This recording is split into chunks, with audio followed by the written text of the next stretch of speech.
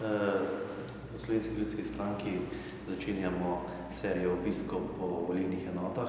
Tako smo v prvi volilni enoti danes tukaj v Novomeški, se pravi v Trebnjem, kjer se pogovarjamo s predsedniki občinskih odborov, tudi regionalnega odbora, glede na to, da želimo vzpostaviti dober notranji dialog, malce analizirati stanje v preteklosti, pa seveda postaviti pot za naprej.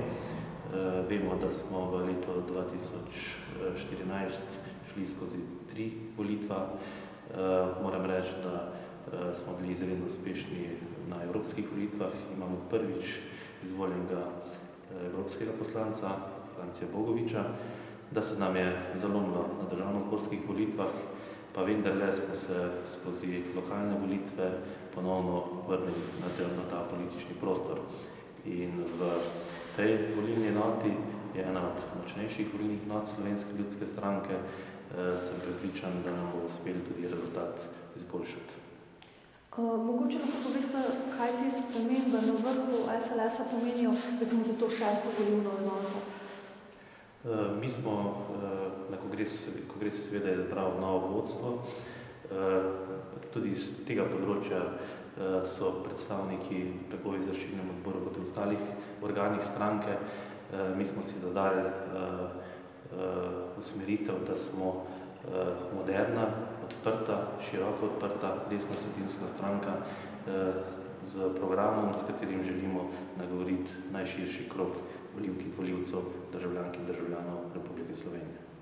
Omenili ste, da je ta volilna enota najmočnejša, da imate tukaj največ članov, tudi največ županov. Pri 8 volilnih enotah, kot jih imamo v državi, imamo 4 bolj močne volilne enote, kar se tiče Slovenske ljudske stranke, kar pomeni, da dosegamo nadpovprečne rezultate tako za državnozborske volitve, seveda pa imamo kar nekaj županov, zastopanost v občinskih in v mestnih svetih, tako da seveda to pomeni, da si želimo biti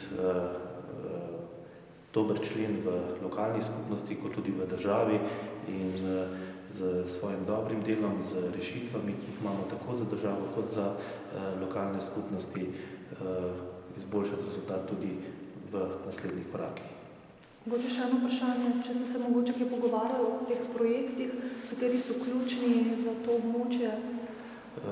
To razpravo bomo sicer še zdaj imeli, bolj kot ne se za področjem malce še seznanjam, tako da kaj konkretno ne znam reči. Moram pa reči, da poznam, da je gospodarsko to izredno močna regija.